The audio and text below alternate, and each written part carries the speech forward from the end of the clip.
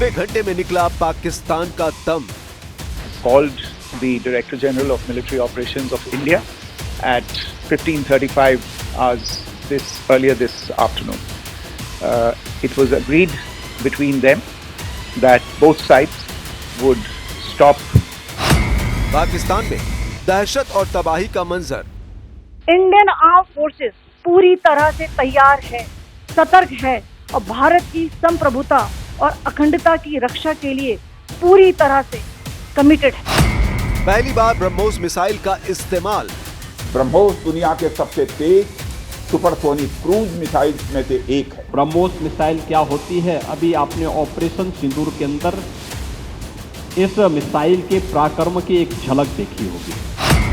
भारत के हमलों से धुआं धुआं पाकिस्तान। ऑपरेशन सिंदूर जारी है, पिक्चर अभी बाकी है। भारत पाकिस्तान के बीच 4 दिनों तक चले भीषण संघर्ष के बाद पाकिस्तान घुटनों पर आ गया है। 9 आतंकी ठिकानों, 11 पाकिस्तानी एयरबेस को तबाह करने, आतंकवाद की कमर तोड़ने और आतंकी हमले को एक्ट ऑफ वॉर बताने के बाद पाकिस्तान गिड़गिड़ाने लगा। पाकिस्तान डीजीएमओ ने भारत से सीज फायर की मिन्नतें की, जिसके बाद भारत ने अपनी शर्तों पर सीज फायर का ऐलान भी कर दिया। लेकिन पाकिस्तान अपनी कायराना हरकतों से बाज नहीं आ रहा।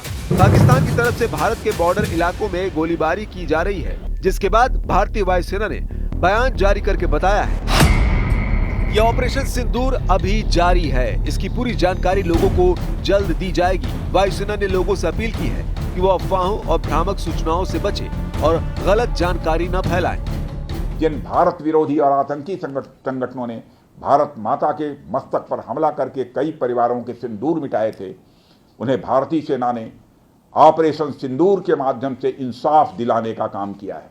और इसके लिए आज सारा देश भारतीय सेनाओं का अभिनंदन कर रहा है। ऑपरेशन सिंदूर सिर्फ एक सैन्य कार्रवाई भर नहीं है, बल्कि भारत की राजनैतिक, सामाजिक और सामरिक इच्छा शक्ति का प्रतीक है। ऑपरेशन सिंदूर से भारत ने पाकिस्तान को ऐसा सबक सिखाया है जिसे वो हमेशा याद रखेगा।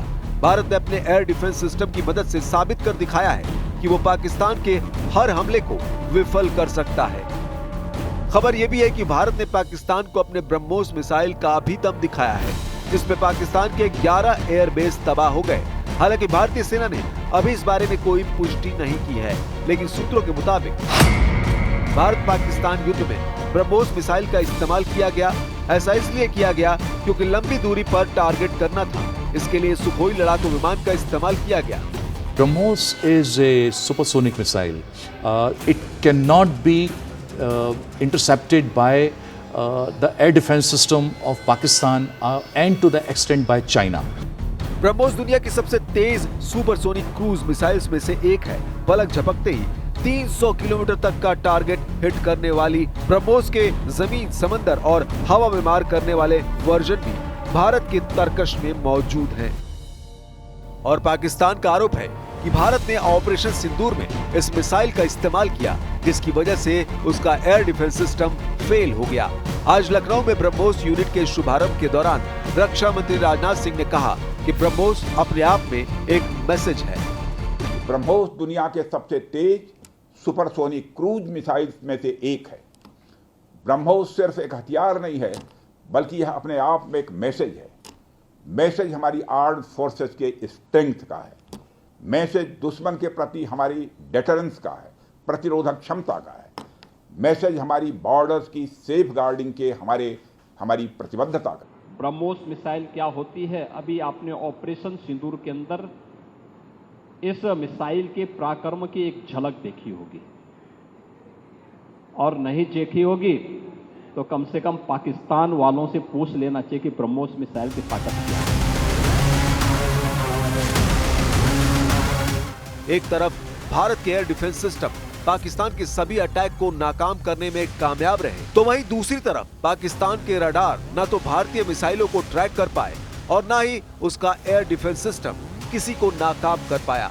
नतीजा सबके सामने है। भारत की मिसाइलों ने पाकिस्तान के आर्मी ठिकानों को न सिर्फ चुन चुनकर हिट किया, बल्कि तबाह और बर्बाद कर दिया।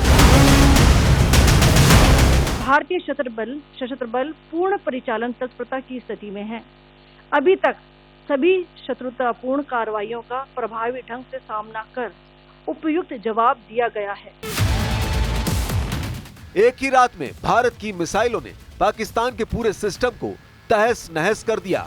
भारत के हमले में पाकिस्तान का रफीकी एयरबेस तबाह हो गया, मुरीद एयरबेस बर्बाद हो गया, चकलाला एयरबेस जमींदोज हो गया और रहीम यार खान एयरबेस मिट्टी में मिल गया। शाहबाज एयरबेस दहला।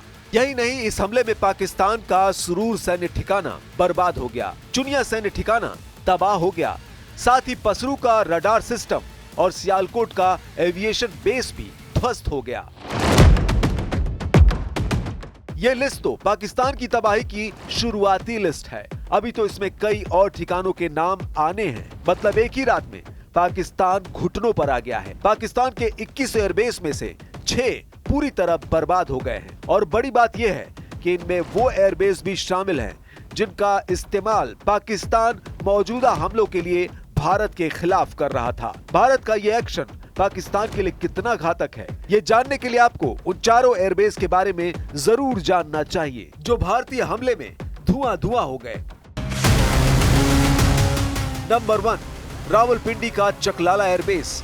ये वही एयरबेस है जहां पाकिस्तान इस वक्त भारत के खिलाफ मिसाइल अटैक कर रहा था। इस्लामाबाद के बेहद करीब इस एयरबेस से पाकिस्तान लड़ाकू विमान, ड्रोन और मिसाइल सिस्टम को लॉन्च करता था और इस दौरान भी भारत के खिलाफ मिसाइल यहीं से लॉन्च की गई। पाकिस्तानी वायुसेना की लाइफलाइन कहे जाने वाला ये एयरबेस अब मिट्टी में मिल गया है।